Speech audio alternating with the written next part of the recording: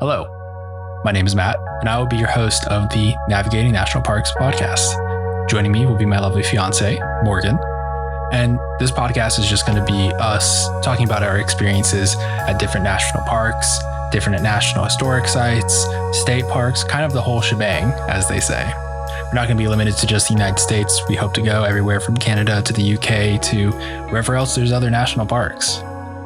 Realistically, it's just going to be us giving our broad overview of each site. But we recently just finished off Georgia and doing all the National Park Services sites there. So today, as an introductory to the podcast, we're going to be going through a tier list of each site and how we felt about it. We'll have a screen recording in the background, but just want to give this quick intro to the podcast. This won't happen in every single one. From here on out, it's just going to be a typical intro. And then you'll hear another intro after this one, kind of going over this individual episode. Thanks. And I hope you enjoy listening. Hello, my name's Matt, and welcome to the first episode of Navigating National Parks. We're going to be going over our Georgia tier list of the National Park Services sites. So everything from Cumberland Island National Seashore to Kennesaw Mountain to Chickamauga, kind of the whole shebang, as they say. Following me will be my lovely fiance, Morgan. Hello.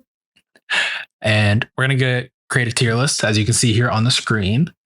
We decided to list them because we wanted to do it in the 1 through 10 manner because there's exactly 10 national park sites in Georgia. But we figured that wasn't representative of how we felt about them. Yeah, there's a little bit of nuance. Yeah. Each of them, it's a little difficult to rank them in a definite list of 1 through 10. There's a little more fair to each site. Yes. So that said, we took a bunch of our pictures and screenshots from videos and we put them down here. So if you guys decide you want to do your own little Georgia tier list, it is going to be available for you. On tiermaker.com. Yes. All right. Well, that being said, let's start off. Yeah, I have first here, Jimmy Carter National Historic Park. Okay. Located in Plains, Georgia, at the Jimmy Carter National Historic Park. You can visit key sites of the 39th President and First Lady. Sites include his boyhood farm home, the Railroad Expo, and the Plains High School. So we did that earlier in March. Yep. Yeah. Mid-March. March 16th, 2024 for reference. So we can give people time, dates, things like that. Realistically, all of Plains is kind of the historic. It's basically the town. It's the whole town, but the town is pretty tiny. So you're not driving too terribly far to get to each of the locations. Yeah. I think his farm is the furthest out. Yeah. And even that was maybe 10 minutes at most? Maybe less. I think it's 10 minutes because of how long it took. Yeah. To figure out exactly which road I needed to go on. But other than that. Yeah. We started at at Plains High School, which is where the museum is. And then from there we went to the expo. And then we went to his boyhood home. Were there any other sites? I think those were the three major ones. So you can see not actually see it, but see their residential home, like the gates. You can drive by it. You can drive by it. It's protected by Secret Service, obviously. So you get you get the Zillow street view of it, and that's about it. Yeah. So we started off at the high school, like you said. The entire high school has just been converted into a museum. I thought it was pretty cool going through the school. It feels like a old school house, and seeing all of the museum exhibits were really nicely done. I thought it was a really well done museum. Some museums are a little lackluster or not thorough. This was a very in-depth museum. Yeah, it's almost solely dedicated to, Jimmy Carter and his wife, Rosalind. Thank you. Rosalind? Yes, no, you're totally right. I was like, oh my gosh. Which her house is actually considered one that we didn't stop at. I remember we passed by it and it had a National Historic marker on it. Oh man. I don't know if it's necessarily part of the National National Park Park Service system, Yeah. but it's definitely A historic. yeah, site. it's definitely like got a historical marker next to it. So it might be a Georgia specific or Yeah. just something not necessarily listed. But you can also stop by her home and like at least read the plaque outside. I don't know if it's private property or anything like I that. think I remember you mentioning that. Isn't it a blue home? No, Maybe. don't remember. I don't know. They had a lot of blue homes. Yeah. There were a lot of different historical stuff. The whole town is pretty much dedicated to his childhood, his campaign, and him. Yeah. So as far as this is a national historic park, what were your thoughts? I mean, okay, so the museum was nice. The expo was pretty cool, or the depot was pretty neat. Because that's kind of where they launched it, and like they watched him like win, right? Like, yeah, right. So I think that was pretty neat. They're a little spread out from each other. I would say those two were, they were okay. I think the museum was really well done, but the depot itself, I don't know. It was just kind of like, I mean, it's a quick in and out site. Yeah. It has historical significance, which I can respect. Yes, that's also the depot, for reference, that they used to take their farm stuff and bring it or that from in town in Georgia and then take it to his boyhood house. Yeah. So that's why they were able to do it there, not necessarily just because it was there. It was there. So it was theirs. I think that was like the coolest part for me in terms of it being still around and like preserved. I think is still pretty neat. But I mean, it's a quick like 5-minute in and out. Yeah, I think all of Plains itself is really not a full day adventure by any means. I think we did it in a few hours. Yeah, but I definitely think I wish I had like stopped into like they have a section for like a restaurant and a gift shop. Yeah, that we didn't get to stop into. Mm-hmm. So I do think at most half a day. I'd say a good half day. Really take your time and visit each area. I think also at his boyhood home, I want to say they do tours. We were there late in the day because it was our last stop, I believe, before we drove home. And it would have been cool to see. I think they had demonstrations and tours there, but they were kind of packing up. Yeah, I mean, we got there at like 4:30 and some change, I think. Yeah, by the time we got to his boyhood home, they have animals there. It's still an active farm. That it's more of like a show and tell farm, not rather than an actual farm. But I mean, they're still growing stuff. They keep livestock. Like you said, they had the goats. And chickens. They had a little one-eyed chicken. That's right. Very cute. Horses. Horses. No cows, did they? I don't think so. No. Goats, horses, chickens. I feel like they had something else. I just remember the bees. Oh, there was a lot of bees. There were some big bees too. They were huge. These were capital letter bees. Oh my goodness. And they would like chase you around, like, because the property is huge. I mean, it's a farm, you know? So you have to walk quite a ways and you had to get out to the other barns. You could also just stay at in his boyhood home and do the house museum there. But you do have to brave the bees if you really want to go out and see the horses and the barns and stuff out further out. All right. Well, okay. One other caveat there. It's just his boyhood home. You know what I mean?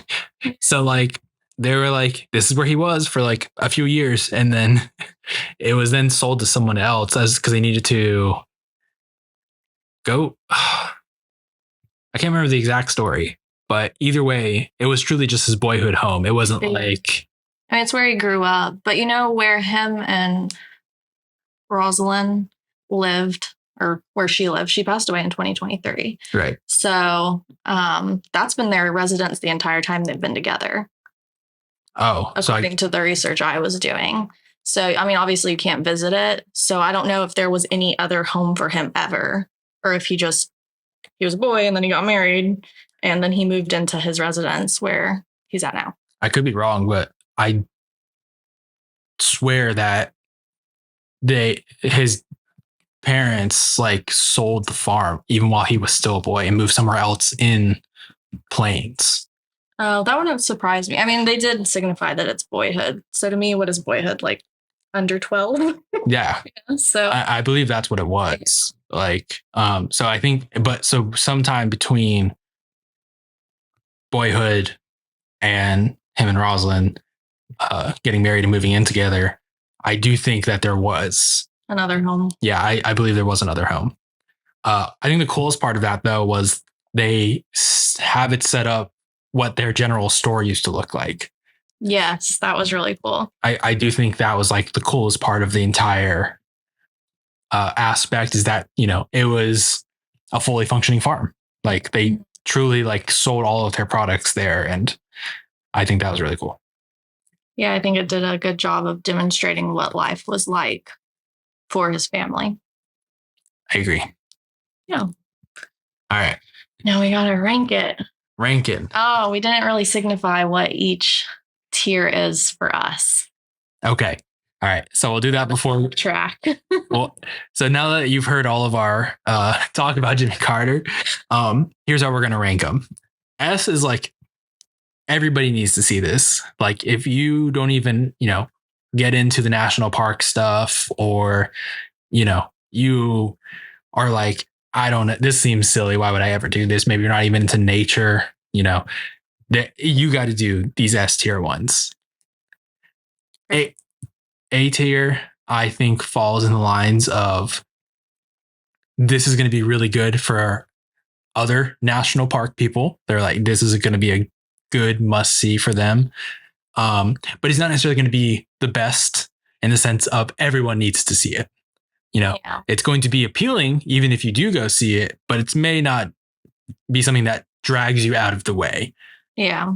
So maybe lacks some significant historical significance or cultural or nature significance of some kind. Yeah. Just could be a very small site. Could just be, there wasn't a lot to do there. Yeah. Or like not as well maintained, but not as thoroughly done up. Yeah. B tier is going to be very middle of the road. This is a good site. Nothing bad, nothing good. It's just very average. And there are quite a few sites like that where you're like, I visited this site now. I don't know really much more about it. If you're in the area already and you're seeing something else, check it out, but don't make a trip just for this site. Yes. Unless you are like us and you're completing the national passport stamp collection.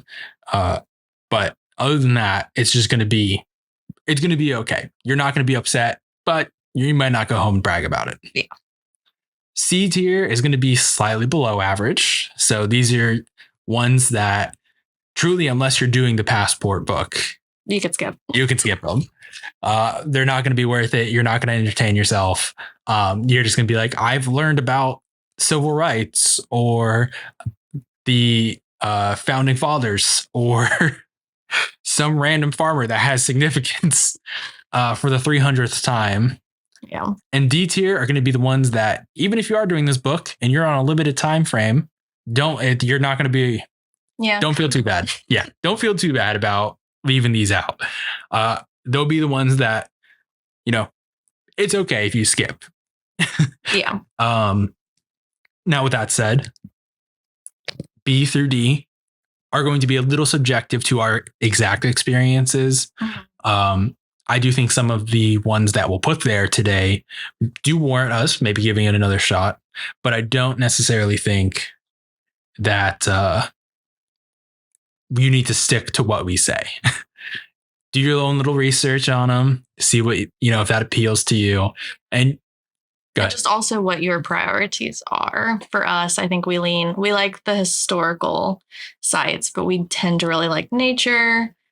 We like sites that have tours or more interactive elements. So it really comes down to what you're looking for in your travels with the national park system or just your travels in general. I agree. Because some of these can be really out of the way. Like, what's a good one that's like decently out there?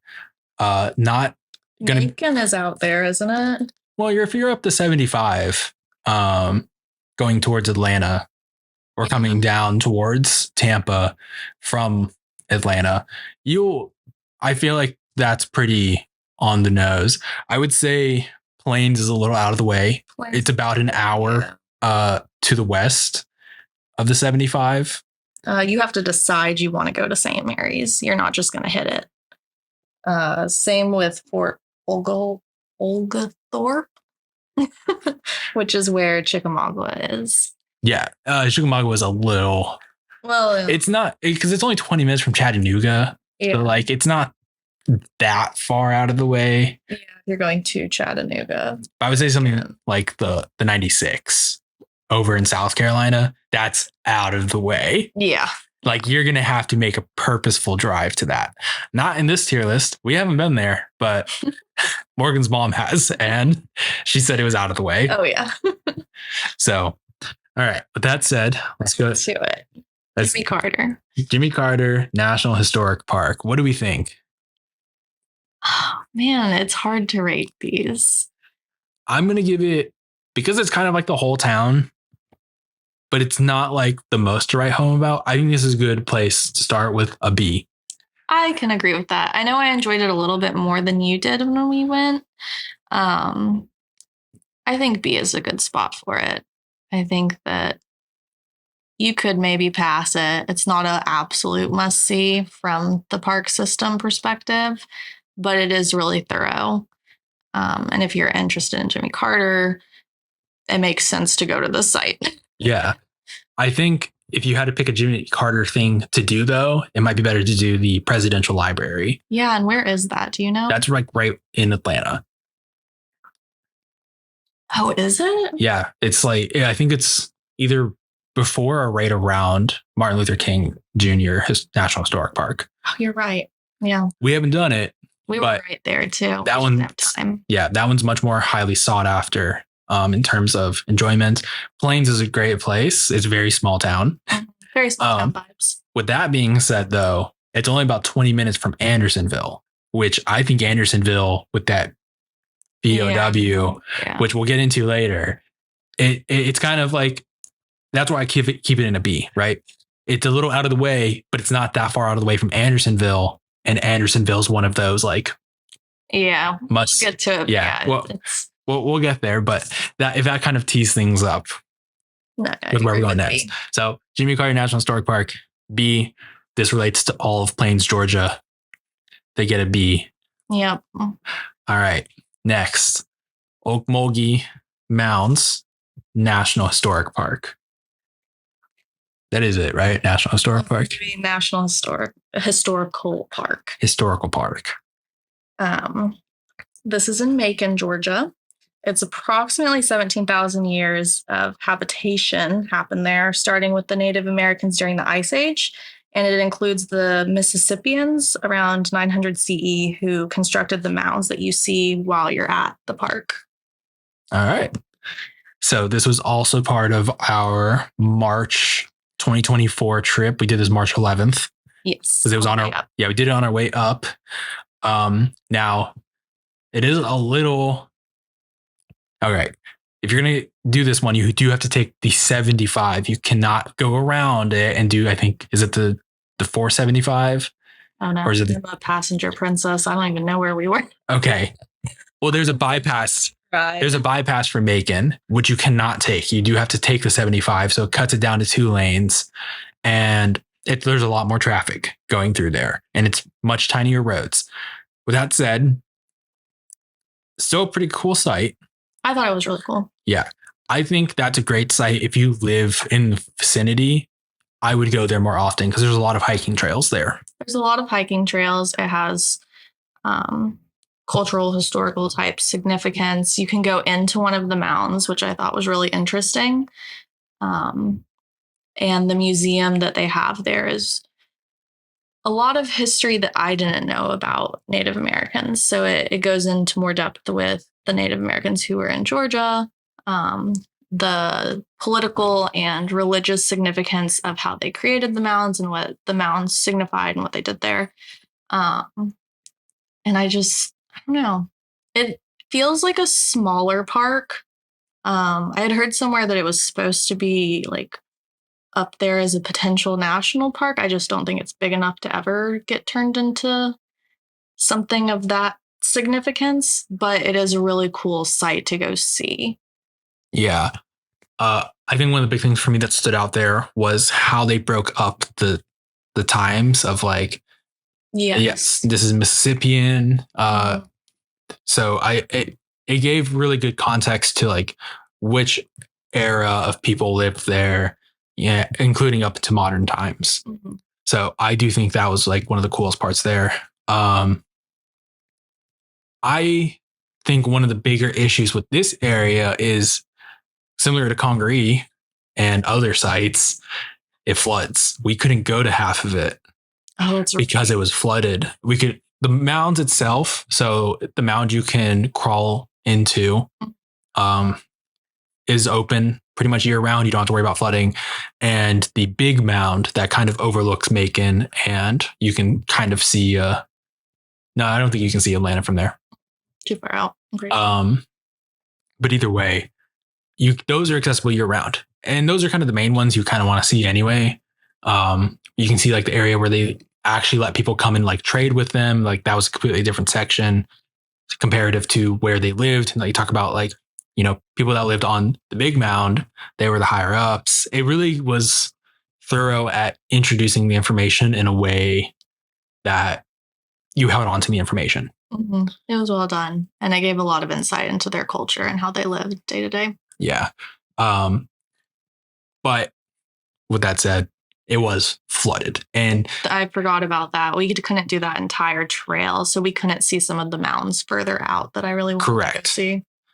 Yeah, we were limited to the two major ones. And that was about, no, you could also see they called it the gravesite mound or something along those lines. I believe it was gravesite because the ceremonial, or was it ceremonial? I don't remember. Or the ceremonial was the first one. There's multiple mounds.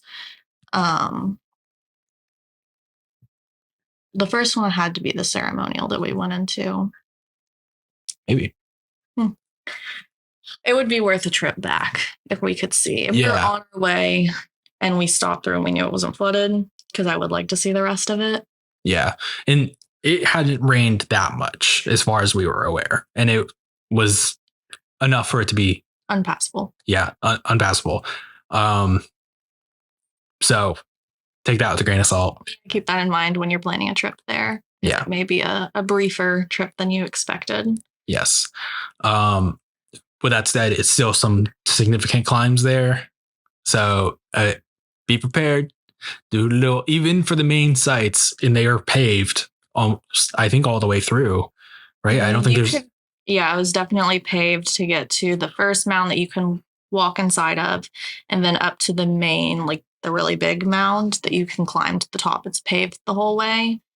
It might not be paved through the trading site, but definitely accessible for a lot of it. There is paved roads. I just realized we didn't talk about this. I do want to make note of this for each site. These sites so far, Jimmy Carter as well as Okmulgee, are both free. You do not need to pay to access them. Oh, that's right. Yes. Yeah, that would be good to mention. A few of these are... You have to pay to get in, or if you have the annual pass for the National Park Service, that we definitely recommend it if you tend to go to different sites. Yes. America the Beautiful Pass is $80. I think it's like $75 or $80. I think it's $80, at least to get multiple people in. Yeah, you can get the 2 people with their name on the pass and plus 4. Each site is different. I think it's plus an additional 4, but some sites it's a carload. Yeah. I think with a max of 8, I think is like their technical. Yeah. So a significant amount of people. Yes. In some of these sites, it's like $15 a person. You're saving a lot of money. So just by going to, 2 or 3, you'll kind of recoup the cost and be like, oh, that was worth it. All right. With that said, Jimmy Carter was free. The entire town of Plains, Georgia lets you pass through it, thankfully. Yes. There's no entry fee there. Yep. Okmulgee also free. Mm-hmm. So no issues there. I'm going to be honest. I think Okmulgee Mounds gets an A from me. I would give it an A. I think it's something very different, at least from my personal experience. I haven't had an opportunity to go into any other mounds. I know that there are some. They actually, when you're there, you can see what other Native Americans also use the like mound structures for their ceremonial and religious functions. But it was pretty unique getting to crawl through and see how that setup is. So it definitely stood out to me. I agree. The crawling in there and like really being able to see what a meeting would look like was much more significant than just hearing about it or seeing a, demonstrated exhibit in a museum. So I definitely think that was really cool. I would say the things that take it away from being an S would be it's not the most accessible. Like it's very, even with the paved areas, it's very hilly. It's an uphill. You're going up. Yes. And even getting to the top of the largest mound. I don't think you can get up there. I don't think they have a ramp. There's a ramp for part of it, but I don't think you can get to the very top to stand on top of the largest mound without going upstairs. Yeah. And it's a pretty hefty climb. It's steep. I would say it's about, 4 or 5 stories, which doesn't sound like a lot, but after the previous hill that you just climbed. By the time you get out there, you're tired. Yeah. You're like, wow. Because it's towards the end of the park. So you're really like, you've already trekked a little bit out there. I think it's only like I think she said it's half a mile, 3/4 of a mile. I remember when she told us, because the initial mound is a 1/4 mile and that was about 2 more of that distance, give or take. You can drive out there. Yes. There was a parking spot, but then you have to go downhill and then climb back uphill. So even with the driving, it's just more so if you want to pass by it and not necessarily experience the top, which is what that picture is there. It's really not the most accessible. And like getting into the crawl space, I mean, I'm 6 foot, give or take 10 pounds from 200. But I could fit pretty okay with my head ducked, but like I can't imagine someone taller or larger than me fitting comfortably. I had to duck and I'm 5'3". Yeah. So it wasn't best there. In my opinion. Definitely not a super accessible. If you want to do everything, it's not. I will say, unlike a lot of stations, or a lot of places we've been as of more recent, their water, they had like a lot of like, please be hydrated in like water stations for a lot of people, which not every place does. I'm sure they're still working on that, but there was a good portion inside the visitor center that would still be open to everybody. There's a movie. Mm-hmm. I think it wasn't the longest. I think it was only like 5 or 10 minutes. Yeah, it wasn't the longest, but still a lot you can do inside. And it talks about what they still do with the Okmulgee people and their descendants so far. Yeah, which I think was really cool. I thought so as well. All right. Big one here. Martin Luther King Jr. National Historical Park. This takes up multiple sites in Atlanta that hold significance to Martin Luther King Jr., including his birth home, Ebenezer Baptist Church, the fire station, and his burial site. And there's a few other like museums and the King Center as well. All right. So this is like in Atlanta. This is in, I don't know if it's the heart of Atlanta, but it is in the city. Yes. So if you are not comfortable with city driving, prepare yourself. And I mean, also you have to go into Atlanta, and that is a monster in itself, considering the 75, 85 merge point right there, which can get a little hectic. If you're not used to intense city driving, mentally prepare yourself, because it was rough for us. Yeah, it was something. Let's put it that way. It was something. But they have a huge parking area specific to the NPS. So parking wasn't an issue at all when we were there, which to me, city driving, that's the most stressful thing, is trying to figure out where in the world you're going to park. So that's easy to get situated once you find it. What day did we do this on? This was also part of our March. Exact day that we did it. This was also part of our March Atlanta trip. We went March 15th. Is that a Friday? 24. I believe so. Okay. Yeah, we headed back up on a Friday. I can't remember when we left because you had work part of those days. I can't remember if we left Friday or if we left Saturday. I had work on the 13th and the 14th there. So we left on the 15th. Okay, we left on the 15th. Which would have been a Friday. Okay. I believe. So you take it with a grain of salt, and we went first thing in the morning. Yes, it was the 15th. Yeah, and I mean, school's in session. So I think there was a school group there, or the Scouts group or something. There was some type of group. There was some group that was there. So you'll probably come across lots of school groups depending on the time of year you're going, the time of day, the time of week. When my mom went, she said there were school groups there as well. So, all right. Well, I guess we'll start with still free. Yes, we don't have to. No paying. And you don't even have to give your park service. Yeah, so completely free to go in and see all of the sites that they have there. Yes. I will say that parking is not open 24 hours there. A lot of these, that's why it's gated like that. Yeah. Some of these sites you can kind of go to any time of day, so long as the ranger is present, the gates are open. Yeah. And then like the visitor center will close at certain times. This one, they have like very strict time frames about when you can and cannot park there. It's good to know. And thankfully, they tend to block off the streets that you need to cross to get into the site. So you park in the parking lot, then you have to cross a street, just a two-way, nothing major, but you still have to cross that street. Yeah. It's thankfully just not a busy one.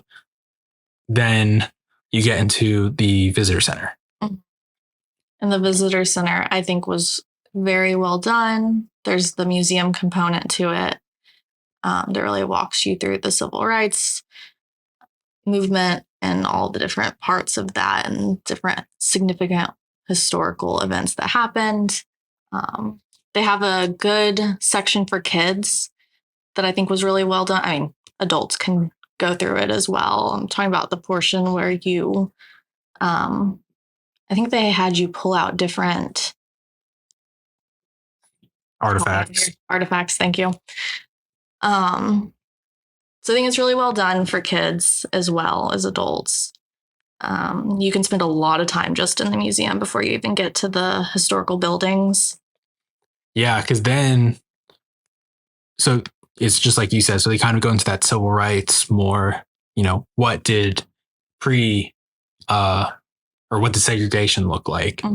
And how that differentiated. They talk about, there was like that one example of like textbooks, like here's what an average textbook looked like, for African-American and other Black communities comparative to, what white neighborhoods got. Yeah. So really well done. They talked something, they had like section about the firemen, like, oh, you can't even be a fireman. Just really a lot of good, interesting information. And that's just as soon as you walk in. Yes. Right. And then they have like the whole story of Martin Luther King Jr. Like, we're back. Okay. Hairball from the Care Cat. But he seems to be okay. So we're okay. All right. So then you go across another street, which is typically blocked off at least. Yeah, that whole area was blocked off. At least one way, it's for sure. I think there was a car that went through. That wasn't like the park ranger, anything like that. It's not a heavily trafficked street, so you don't have to worry too much about battling traffic. Yes. As a pedestrian. So then you go across the street, and that's where the old Ebenezer Baptist Church is. I don't think you can ever go in unless you're going to a service. They do have the tours. Oh, they have tours. We did not take the tour. We did see it from the outside, and then we went into the entrance far enough to get our stamp. They were having a service at the time. So it is cool to see from the outside. They have the old sign up. but it's not the new one. So they don't. Are you sure that they still have active service there? I thought because when we walked in, he's like, "Are you here for the service?" Oh. Yeah, and that's why we weren't allowed to go in. I thought you said, "Are you here for the tour?" Service. Gotcha. Unless I misunderstood him, I'm like 99% sure it was a service. They have active services there. I'll defer to you. Yeah. For that information. And what's the name of that street? I feel like we should know the name of that street. I'm gonna Google Maps. I do not know the name of the street. I know the names of each of the places that we went. I'm gonna Google Maps it because I know roughly where it is. But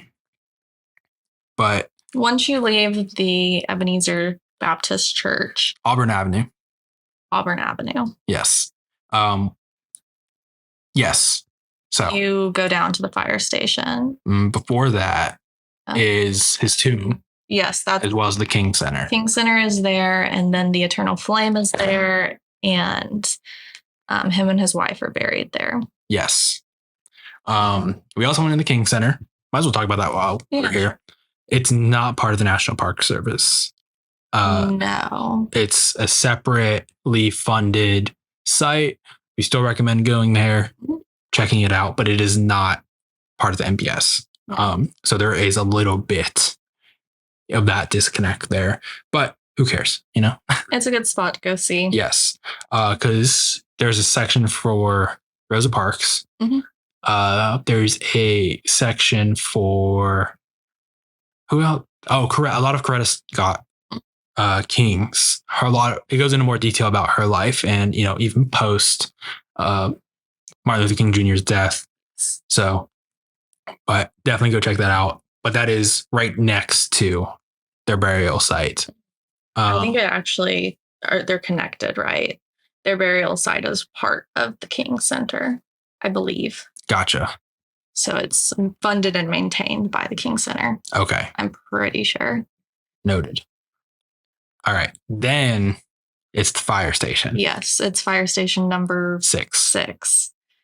And that was really cool going into. They have a ranger posted there. When we went, it was a very knowledgeable ranger who was definitely open to talking, chatting, providing more context to the exhibits they had there. Oh my goodness. They rang the fire. Oh my gosh. They rang the bell. It was very loud. Very loud. Yeah, because the other couple walked in with a kid, right? Yes. They rang the bell for. Oh my goodness. I'm like, this is a lot of noise for me. But yeah, like you said, so this is just where Martin Luther King Jr. kind of hung out after school. Because initially he wanted to be a fireman. And he couldn't. Correct. And there was a lot of impact on him because of that, and kind of talked through him really wanting to be a fireman and not being able to. So it's definitely a spot as you're going through the Martin Luther King Jr. site as a whole, or park now. It was originally a site and they changed it in 2018, I believe. And now it's a park. Definitely a spot you want to check out. Yes. And then you go a little bit further down Auburn Ave, and that's his birth home. Yes. And currently, when we went, as well as present day, that is in refurbishment. So you cannot go in. So we weren't able to go in and do the tour. You can go in next door, so you can see it from the outside, and you can go into the gift shop, which is in a historical house next door to his birth home. And it's just a gift shop. I do recommend going back when you can go inside. I believe that's the biggest draw of that area, is to be able to go into his birth home. But yeah, there's no official day when it's going to be open again. I'm not sure exactly what they're doing as far as refurbishments go, but it has been a hefty amount of time. Definitely. Yes. I mean, we did that in March. Mm-hmm. It's still under refurbishment. And I looked at it today. Yeah. It's September 21st, 2024. Yeah. So, but I mean, sometimes I think it's just a thing because when you think about like Gulf Islands has been under refurbishment all year as well. Yeah. We just stayed at Portofino Bay at Universal. That's been under refurbishment all year long. Refurbishments take a long time, especially for historical buildings like that, because I'm sure they have to source things specifically and they want to keep it accurate to the time. So, all right. But that kind of rounds out the MLK National Historic Park. Yes. This is pretty obviously an S tier. Yeah. It's one of those things that I think everybody needs to go to. For sure. I mean, we're talking the largest, civil rights activists of our time, and yeah, it has really important significance. It's important for everybody to go see. And even beyond it just being important to go see, it is a very nicely done park. It's very well maintained. There's lots that you can read and look at for all ages. So it's not one of those parks that's really maintained specifically for kids and has a lot of kid activities.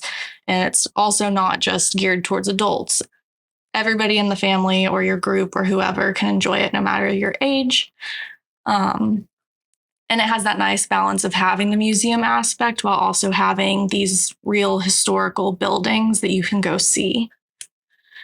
So yeah, it's an S tier very easily. S tier. And especially it's right there in Atlanta. People end up in Atlanta for one reason or another at some point. You can go see it. You can go see it. It's a free, exhibit. There's no need, it's so worth it. I mean, they present all the information in such a laid out way. And each site really just deserves almost like its own hour, This is definitely a park that you will spend a good half a day. Yes. Because you're also walking to each site. So yeah, you can spend a hefty amount of time there. Yeah. With that said, it will be crowded. We went a Friday morning and it still had a good amount of people. Yeah, it wasn't uncomfortably crowded, but there were enough people there that definitely weren't there alone. Yeah. I can't imagine if we had gone on a Saturday. A Saturday during the summer, I imagine it's really busy. If we were there past, 11 or 12.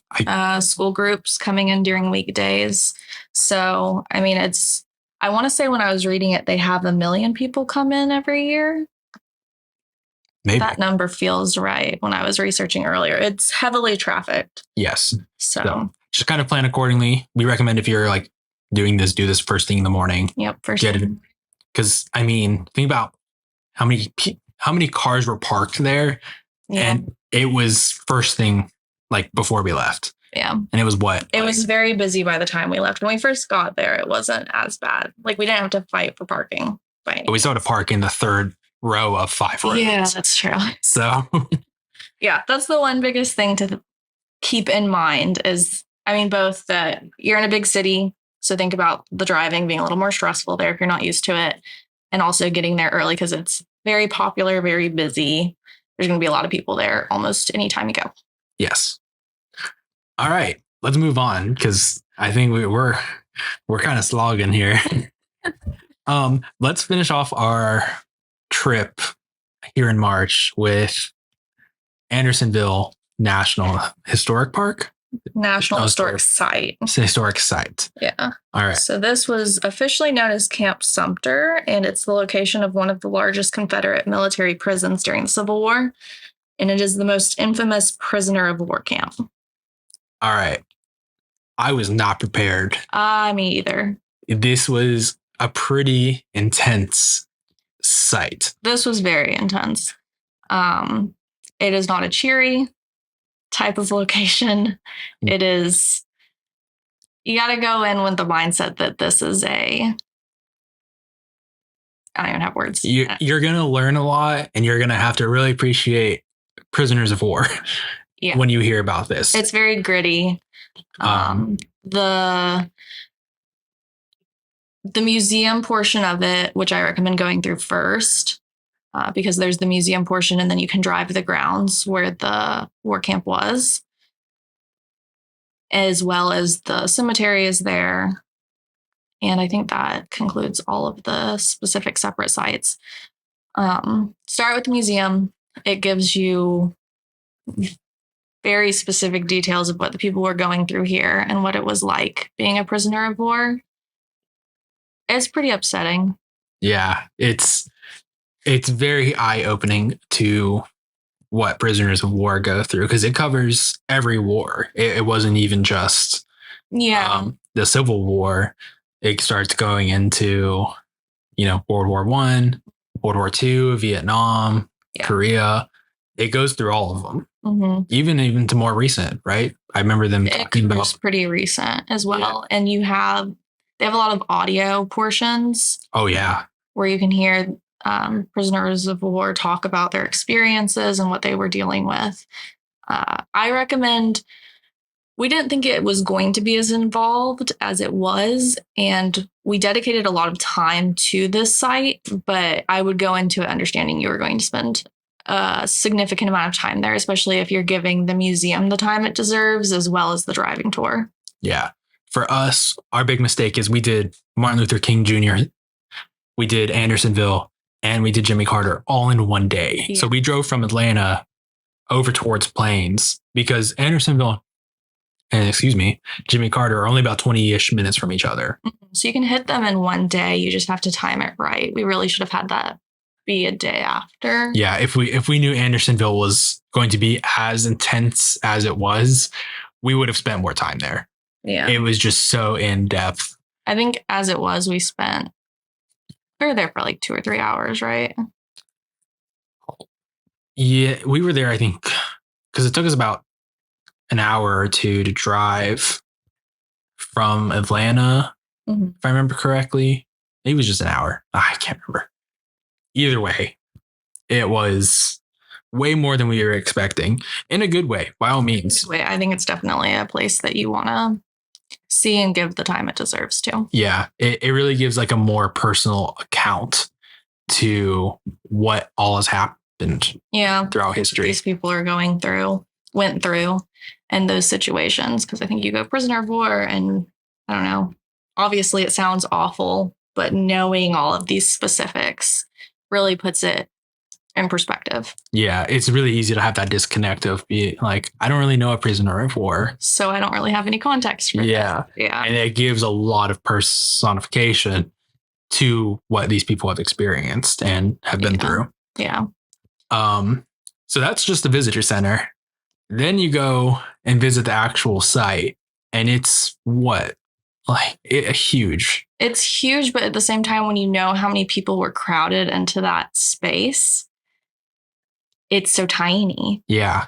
I can't remember the exact number here. I can't either. We'll get into it when we go over the... Yeah, we'll give specifics when we do the individual Andersonville podcast, but the actual site, I think it was something like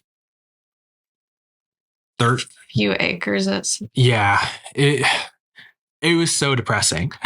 I can't stress this enough. They show the little makeshift tents that these people had to go into. So for reference, Andersonville was the first prisoner of war camp for the Civil War. Was it the first? It was one of the largest. It might have. I thought it was the first. Oh no, it's because Sumter was what's the word I'm going to look for here? That won't get me demonetized. Punished to the most extreme. Yeah. By the law. Yeah. But either way, it was the largest. And just terrible conditions for people from the Union. They had to make their own food. They had to make, their own shelter. They were literally just imagine in a field with no resources. Yeah. They were quite literally, closest thing is livestock. Think of wooden fence and you got poorly maintained livestock. Yes. Poorly maintained livestock. And when you drive through the driving tour portion of the site, you can see, they show you the little tents, examples of what the area would look like, as well as the fence around them and how they would bring them in, and the sort of 2-gate structure that they had. So there's a few different spots on the driving tour you can stop, and it goes into more detail. There was that little bit on their water source. Yeah, so it initially was a much even smaller section for I think I spelled Andersonville wrong in this. I'm going to be honest. It's okay. It's so tiny. Oh no, I didn't. I we're good. Side note. But it started off as a smaller section, got too overcrowded, went downhill to the next section, and then that's where all of the sewage runoff. Mm-hmm. There was no sewage system, so just imagine what else was going on. What this refers to, and then those prisoners of war then had to sit next to that, and that basically just became an explosion of disease, and Lord only knows what else.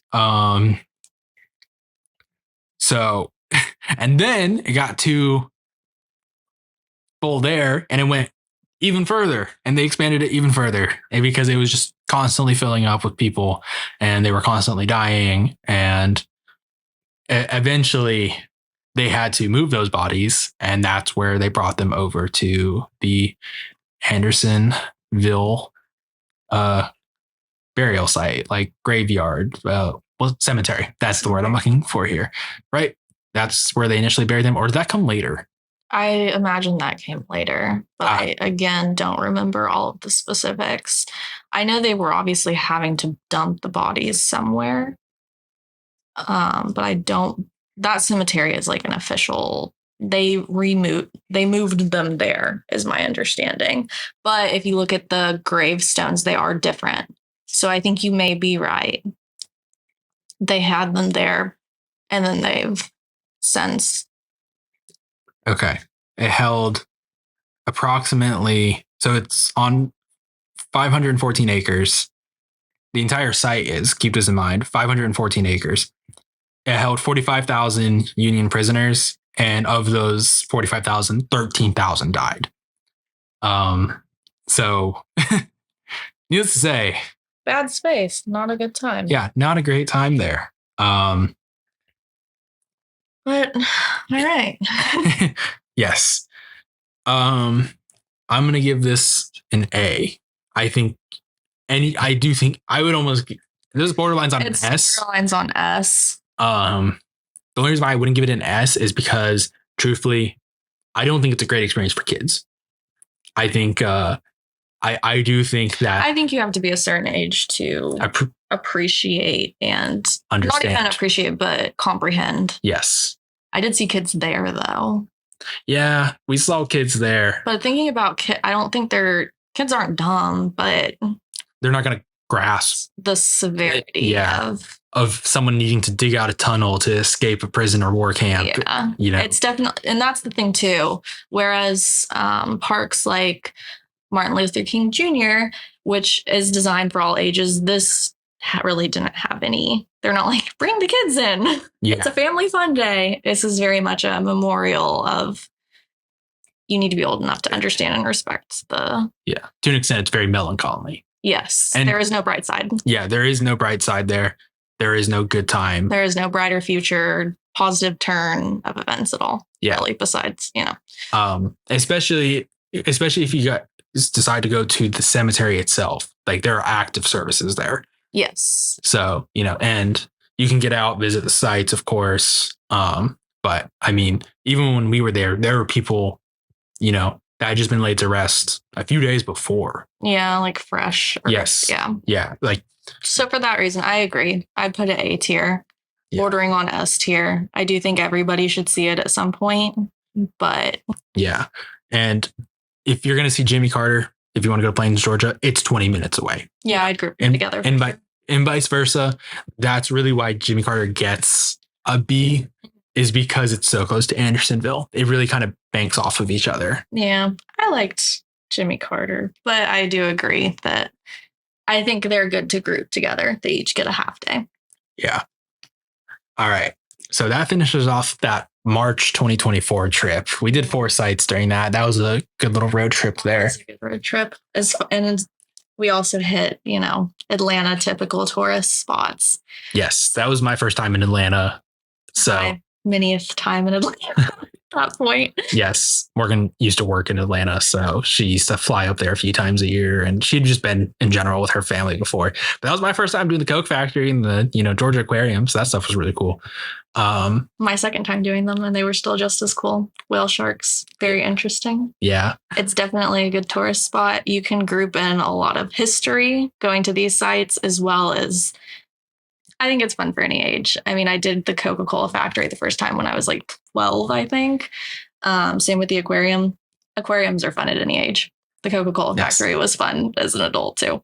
So I think you can sprinkle in some other stuff with your national park. For sure. Sites. Like we didn't get to do Jimmy Carter National Library. I do want to go back to the library. I would like to do all of the presidential libraries.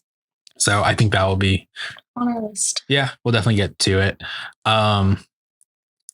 Side note, we didn't take the EV through this. It was actually before. This was my hybrid. Yes, we it's still a Kia Niro 2020, but it was just Morgan has the Touring hybrid, and I mean we filled up twice. Yeah. We didn't have to use a whole lot of gas to get through. It was quite nice, but so trip car wise. Yes, it was slight electrified trip in the sense of the hybrid used its little battery every now and then.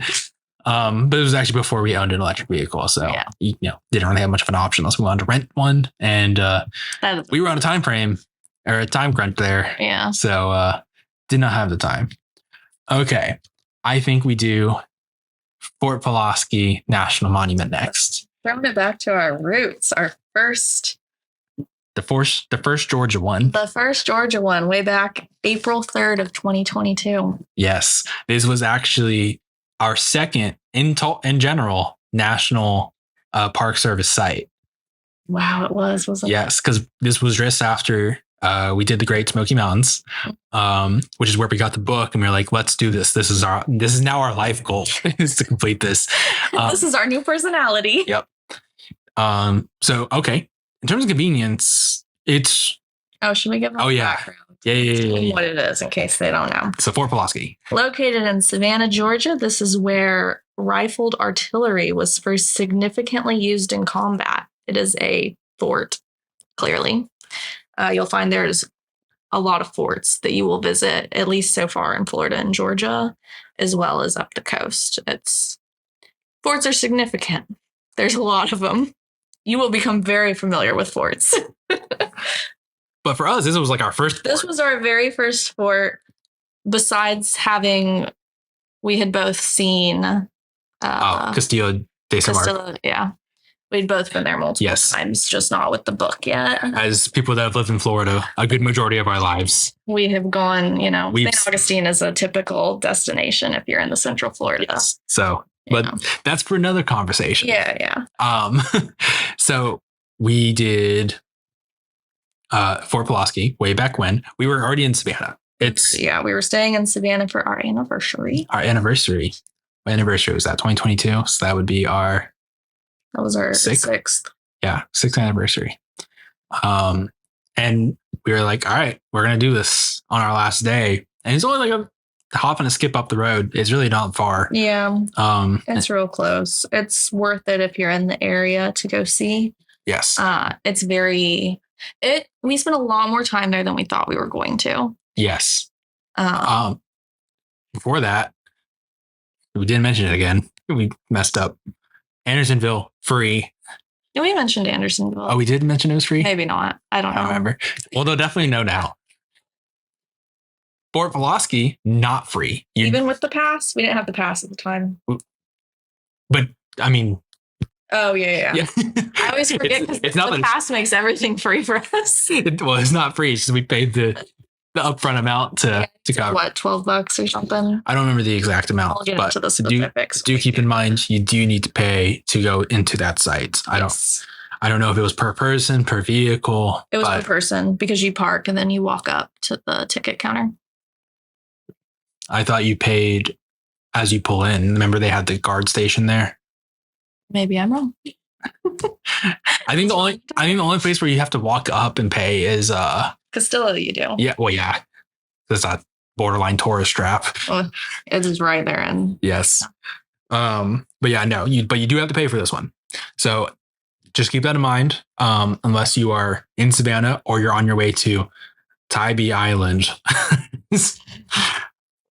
That was a whole fiasco in itself. We'll save that for when the individual Fort Pulaski podcast, we will talk about Tybee Island and the absolute horrific experience we had there. It was bad. I never wanted to just be home quicker. Matt is the president of the I Hate Tybee Island Club. And founder. I don't know if I necessarily hate it, but boy, did it leave a bad taste in my mouth. It did. But Fort Pulaski did not. No, Fort Pulaski was super cool. I really enjoyed Fort Pulaski. It was so thorough. It was so interesting. It was huge. I didn't expect it to be that big. And there was trails besides just doing the fort itself. Yes. And you can actually see South Carolina, like right over the while you're like looking over. And it's really cool. So as Morgan mentioned, it was the first battle with rifled canyons and things like that. And basically the Confederacy could not win that fight in the slightest because the Union had rifled canyons. And so you can still see portions where it was hit and it was just like a no contest. Ask one. We learned a lot of information, surprisingly. I was like, when we got there, I kind of knew nothing. I was like, this is a site. We were still new to the national park stuff. We learned a lot about forts themselves, since that was our first fort after Castillo that we had done in a long time. You learn a lot about the fort structure and how that worked and them being there and all that good stuff. Yes, but it was a very big pivotal moment for the Civil War, surprisingly, which we didn't even know about, but overall, I mean, it's a well-kept fort. It's a well-kept fort. It's interesting. I liked the trail out to the lighthouse that you can't fully get to, the really old lighthouse. Yeah. But that's like all I have to say about it. There's really not much to it. And I think that if you've seen a lot of fort sites, they get kind of old. I'm just going to be honest. Yes. I think we were more open to it because it was our first one. But in terms of, excuse me, this energy drink is causing me to have the burps. But I think like other than that, right, I don't think it's a must see. It's like it's there in Savannah, but you do have to pay for it. So it's not something you're going to necessarily want to bring your kids to. If you're a history buff, it's a good spot to go see. Yes. Definitely. Yeah. What Morgan just said, there's no way around that, especially if you consider the significance of that battle in the Civil War. I would put it at like C. Yeah, I'd give it a C, even with, we'll take our own personal significance out of it. But I mean, just based off of how little we're talking about, it kind of shows, there's no, I mean, it's also not as fresh in our minds. So we have to keep that in mind. But I mean, even with that, you get to kind of explore the outer parts of it. It is really interesting, but there wasn't much to it. It was there. It was there. It's a C tier. Yeah. I think if you're, like I said, in Savannah and you're a history buff, or you're on your way to Tybee Island. Yeah, then stop by. Yeah, stop by it. Don't ignore it. Maybe skip Tybee Island, but Tybee Island is an F tier for me. It's not even on this list. We're not gonna talk about it. That was also in a hybrid. That was in Heidi the hybrid. Heidi the hybrid, the first one. Our first Nero. Our first Nero people. Well, I'm a Nero guy. I kind of convinced you to get yours. Listen, longer range I'll take. I hate filling my tank. Yeah. Well, you don't even do that. Exactly. I'm like, oh, Like, good luck now. yeah, I just pop in and take care of it for you. All right. I think we go into our July trip. Cool. It's actually going to have us start with Fort Pulaski. I thought about it as well. But I think I needed to warm up and kind of see what I wanted to talk about first. This is a fort. This is a place. Yeah, I mean, because that's the thing. Imagine we started off with Fort Pulaski and I'm like, it's a fort. Thank you for listening. Yes. Thank you for coming to Navigating National Parks podcast. All right, where are you at next? All right. Next, I think let's do Fort Frederica, National Monument. Another fort, go fort to fort. So Morgan will take it. Located on St. Simon's Island, the site protected what remains of a British town, which was protecting the southern Georgia border from the Spanish in Florida. Yeah. So I was way more impressed with this site than I thought I was going to be. Same, because you see the pictures. We have all of the stickers sets available to us already, just not in the book yet, because that's bad luck. Yes. We have to earn them. But it doesn't look really very special. I'm going to be honest. It's very tiny remnants of a fort. Yes. Like, even if you look on Google, right? There's not much. You're like, oh, this is a fort, a little tiny thing. So you're like, oh, I'll just spend like 30 minutes here. Yeah. No. Similar to like Fort Matanzas. Yeah, where you just go. Matanzas, I'm not sure. Matanzas, I'm pretty sure. Where you're like, all right, I've seen it. And then you actually get to the site and it's huge. Huge. So much walking. So definitely not accessible, super accessible in my opinion. I mean, it is a flat surface, but there's not a lot of paved areas. I do agree with that. I also want to make note, Bloody Marsh is part of this portion. So we actually started at the Bloody Marsh. Is Bloody Marsh on the Florida side or? St. Simon's is on the Georgia side. Okay. You're thinking of... I'm thinking of something else. You're thinking of... all the Timaquan stuff, probably. Yeah. Like which is smaller offsites from that. Yeah, that's still all in Florida, though. Yeah. But so Bloody Marsh is like closer to when you come into St. Simon. And by the way, St. Simon is a very nice place. It is a very fancy area. Even their Goodwill look like fancy. You could get some good stuff there, yeah. Sure. It's called The Vault. And I was like, what is this? Do I belong here? But after the Bloody Marsh, just a battle. I think there was was there even a trail there? No, you just kind of see, you look at it, like that's a marsh, you read the plaques. Yes. And you go, how did they go through all of this nastiness? Yes. And all of their heavy uniforms. That's crazy. You're like, wow, look at all the diseases these guys probably exactly. But then you go further up to Fort Frederica, and then you're like, whoa, this place is huge. And it really is big. Yes. They have both a senior and junior ranger program there, which is of note, right? No. There. Why am I mixing this up with something else? Timaquan. And they're completely different. Yeah. They both have a fort. Yeah, they do. If you can count Fort Caroline as a fort. Yeah, it's like a non-fort fort. A non-fort fort. But it's huge.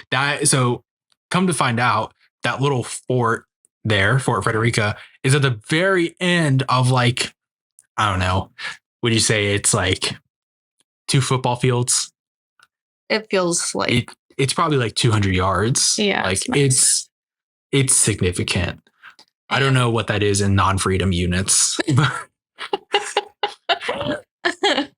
The official freedom unit. Yes. Because what, a yard's 3 feet. How many feet are in a meter? I don't know, meters. What do I look like? What is it, 3? We don't know measurements. It's some football fields. Yes. Anyway, but yeah, it's quite a ways out there. It's a long walk. You walk through. What was the town? But yeah, you walk through the town because Fort Frederica was a town in itself. So it shows you all the areas where people built their houses. No houses were already built, and you had to build it yourself. That was a fun fact. Shows you like where the candle maker was, and the background on all of them. Yeah. So then they had like the translator for when the Native American people wanted to come and trade. Where they think Oglethorpe momentarily lived in one of those places, because this is actually I think Fort Frederick is the first place when they were founding Georgia, quote unquote, where Oglethorpe ended up, right? I believe so. Sounds right. Sounds right. I'll go with you. I believe this is where he first initially showed up. Not for long though. Like there's like no real evidence that this was his house or anything like that. But there are pretty strong records that this is where he landed. Shows you like where they had the battalion people at. Shows you the walls, like huge. They had you like walk down Broad Street, which is just a street that's really broad. They're very literal. Yeah, very literal there. But yeah, I mean, they don't really have any standing homes. It's all, they have the perimeter. Yeah. X'd off because there was a fire, right? The reason. Was that what it was? There was a fire? There was definitely one fire during. So. I do remember, because they had like the guy throwing the kid off of like 5 steps instead of just having him walk down the steps. Yes. Fire safety. But I think that was just a house. I don't think that was like it was a single house fire then. I think it was just more so. I think at some point Fort Frederica became abandoned, right? Mm-hmm. As people moved to other towns. Yeah. So you kind of see the different sites and you read all of the plaques on what was there, which they've, They have a lot of detailed history of each individual. Yeah, and they're doing active archaeological digs on different areas. We have access to Broad Street, but they had other areas that they were digging in. Even when we were there, they actually were in the midst of like digging like a new site. So, I think that will be something that, 20 years from now, we might go revisit, because I think it might be completely different. We'll find different areas that we didn't previously know about, different artifacts. So yes. One piece of note that I don't know if they're ever going to reopen it or what's happening there. Oglethorpe's home was blocked off. You're not allowed to go visit it at the moment. It's still under archaeological discovery or something like that. Mm-hmm. But because you go through the burial site. Yeah, there's a little cemetery. Yeah. Which was for the native people that lived there before. Mm-hmm. They landed. Mm-hmm. And I just think that was like a worthy note. It's like, okay, he may have lived here. We think he lived here, but also you can't even go see his site. Like, So something to note there. Then they also more recently found the, the African American burial section, which is actually right outside of the fort's grounds. If you remember that little area, it's right next to, oh my gosh, what's his name? Monument for when he lived there. Keep talking. I'll look it up. Okay, well, let's talk about the visitor center while I look this up instead. So the visitor center itself was pretty cool. Very kid friendly. Yes, very kid-friendly. I'd say of all of the sites in Georgia, it was probably the most kid-friendly, to the point that I felt like it was maybe not geared towards adults much at all. Yes, the visitor center itself, at least. Yeah, I mean, there's definitely stuff that you could read as an adult, and they had some interesting information. However, it was very much geared towards kids in an interactive sense, but it was very nicely done. And if you do have kids, I think it's a good way to get them interested in history in a way that kids are going to appreciate. It's not a bunch of reading. It's playing and using that play to learn. Yes. So overall, nicely done. I did appreciate the visitor center / museum. I don't have a... Yeah, so it's the African American burial ground. And then I can't here. It's okay. Abbott's. ABBOTTA. Abbott's. Yes. When he lived there. That's right. Okay. That's like a monument to his family because he owned that land at some point. I can't remember if it was before or after Oglethorpe in like Fort Frederica and all that. I want to say it's after. Probably. Yeah. But I can't remember. Was there anything else about there's visitor like, center? That's the visitor center. There's a movie you can watch. Yes, right. We tend to skip out on movies. We skip out on movies. I don't have the attention span. Realistically, unless it's a very short video, I would much rather read plaques or do other interactive stuff or go see the sites or listen to a tour guide. I would much prefer having a tour guide. Yes. It's my most preferred way to learn at any site. All right. So with that said, where do we want to place Fort Frederica? I'd say it's down there. Oh, you think it's down there? Well, it's not a D. I don't even know if I'd put it a C. I'd say B. I'd say it's a B or a C. I think it's going to stop itself from being a C because it covers so much. It I think all demographics can appreciate. Yeah, I will give it that. Yes, it's very age friendly across the board. Across the board, yeah. And there's a big enough site that you're not going to be like, okay, what do I do next? Like, where is this pavement in this picture? Huh? Because maybe it is more accessible than I remember it being. So it's paved all the way out to the fort. Yeah, Broad Street has like a paved area. Oh, it has a paved in the center, right? Just not along the... I want to say it does. I don't remember if it's like paved or if it's like gravel, but it's pretty... It's accessible. But like as soon as you get off of Broad Street, then it's like just... off-roading. Yeah, you're basically off-roading at that point. Yeah. But I mean, even with that said, that couple I think was pushing a stroller through it all. So there was definitely somebody there with a stroller. So I'd say it's age friendly. It's accessible. It covers a lot of interesting topics. It's nicely maintained. They're doing current work on it. Yes. So overall, very nice site. I think what takes away from it, the reason why maybe it's not like an everybody thing is, St. Simon Island, very nice. It's very, very nice, but it's very out of the way. You have to go through Brunswick and then go out towards the island. Depending on which way you want to get there, too, you got to go over the... Oh my gosh, what's that bridge? Something Lene, Katie Lene, Sydney Lene. Sydney Lanier. Cindy Lanier. Cindy Lanier or Sydney? I don't know. Either way. Lanier Bridge. Yeah, either way. Scary bridge. It's like 480 feet high, and you basically go from flat ground to... You're in the air. In the air. So like, it's even worse than like the Skyway and the one bridge over there in Jacksonville. For the Floridians listening. Yes. They'll know. But I will say St. Simon's, you're not going to the middle of nowhere. That's very much a destination. You can make that into its own vacation and incorporate this as part of it. Yeah. It's not great for a NPS vacation, but it's good for, I want to go to St. Simon's Island. It's a nice place to stay. They also have some other stuff over there. I mean, you're not going to have a bad time there. Yeah, no. Like, we were kind of on more of a time crunch. So by the time we got done with St. Simon, or not with St. Simon, with Fort Frederica, we were already pretty gassed at that point because we had actually just drove from South Carolina down and then did that all day. Yeah.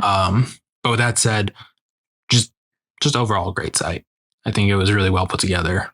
And like you said, St. Simon is it's very beautiful. Mm-hmm. It's a nice area. Yeah. There's a reason that rich people are flocking there. Yes. According to our friend from Brunswick, that is a slightly uppity area. So, keep that in mind. I will say we did not explore the southern part of the island. We came in and we kind of stayed near the airport and we went up towards the northmost point where Fort Frederica is, but we didn't go towards down. We were planning to, but we were so tired at that point, and we knew we had our next one, Cumberland Island, the next day. That was the crowning jewel of that little trip. Yes. You want to get into Cumberland Island? Yeah. So the Cumberland Island National Seashore. I loved Cumberland Island. It is the largest barrier island off the Georgia coast. It's 17.5 miles long and has 33,900 acres. It's in St. Mary's, Georgia. Yes. So literally like the first exit over the border of Florida, it's on that river, St. Mary's River. Yeah. So you have to take a ferry to get to it. Yeah. So this is not a random spur of the moment trip. Or Fort Frederica was free. Oh, yes. One day we'll remember. We need better notes. Yes. We'll keep note of this. And Cumberland Island, not free. Yes. In fact, Cumberland Island, a little pricey. It is going to be, you are not doing this by accident. You're not showing up to this day of. This is a planned trip that you're sinking some money into. And it's up to you how much money you want to sink into it. Yes. So for one, you do have to pay the entrance fee, which I believe is per person. Mm-hmm. So, that one I know is $15 per person. Or you use the pass to get in. Yes. Or use the pass. With that said, you could visit the museum, which we actually didn't do. We didn't have time. I'm going to be honest. And we'll get more into that, why we didn't have time, despite us getting there at like 7 a.m. But so the museum is free. The little boardwalk is free, and the visitor center is free. But to go to the actual island is not. Yes, you do have to pay to get on the ferry and go across. The ferry was, do we remember? $45 per person. And then that's to get there. No, that was round trip. I think it was 23 something or 22 something per each way. Yeah. So that's to get to the island and back using their ferry. And then once you get to the island, you have the option to do whatever, or you can do a tour. Yeah. So the tour is an additional fee, and we paid $60 per person to do the tour. And I almost feel like you have to do the tour to really get your time and money's worth of going on the ferry to the island. You do technically, if you stay at the Grayfield Inn, you get to the island and can stay that way. And they have a separate ferry that you take. That's their private ferry, and it's included in your lodging to get there. But they're like $900 a night or something like that. Grayfield Inn, I was looking at it earlier because I would like to stay there in the future. It is, the cheapest room is like $910 a night or something, and it's a 2-night minimum. But it includes all of your food for the time you're there. And the access to it. And like the ferry trip is included, and they have different tours and stuff that I think are just incorporated into your itinerary while you're there. So it's a big investment because you're spending at least $2,000 over to be there. But the Grayfield Inn is owned by the Carnegies, correct? Yes, it's part of the Carnegies land that they still own. Yes. And so I think that's something we can talk about now is the majority of Cumberland Island was owned by the Carnegies at some point. They had a lot of private property there. So they have a lot of buildings there. Yes. That they built and owned. And then after an agreement with the National Park Service, after I think when Miss Carnegie,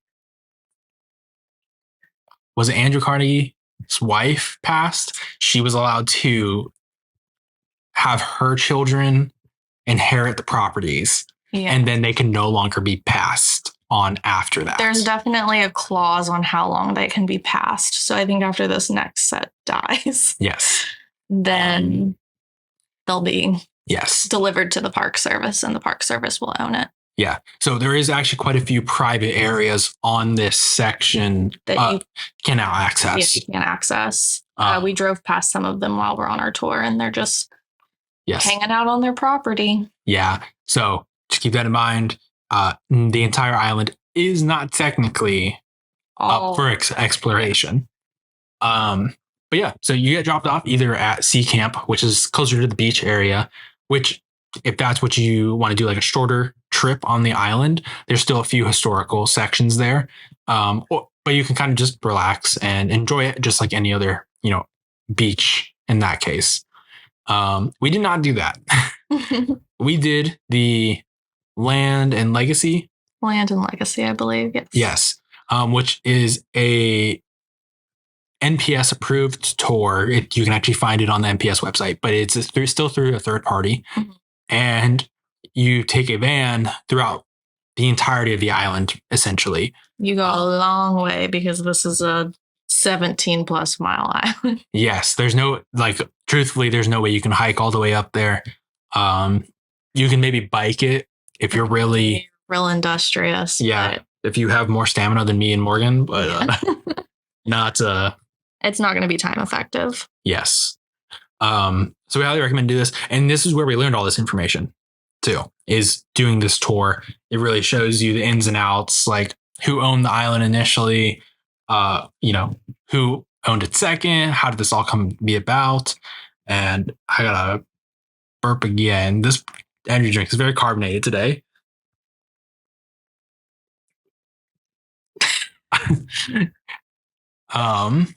Goodness gracious.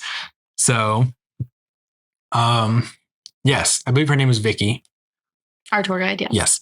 Very nice, very informative. I can't stress enough how much we recommend taking this tour. I almost don't recommend the island without the tour. Yes. It made it, not that the island itself isn't beautiful and interesting, and it's just so much easier to see all of it and appreciate all of it and understand all of it when you have somebody guiding you through each of the key areas and giving you all of this background information. Yes. I mean, because realistically, it's the only way you're going to be able to get to Plum Orchard, mm-hmm. the First African Baptist Church up at the very tip of the island, near where Carol... Oh my goodness, I can't remember her name, but she runs CumberlandWildlife.org. Is it Cumberland Wildlife? I want to say it is. We'll double check that and we'll put it in the show notes. Yes. But without that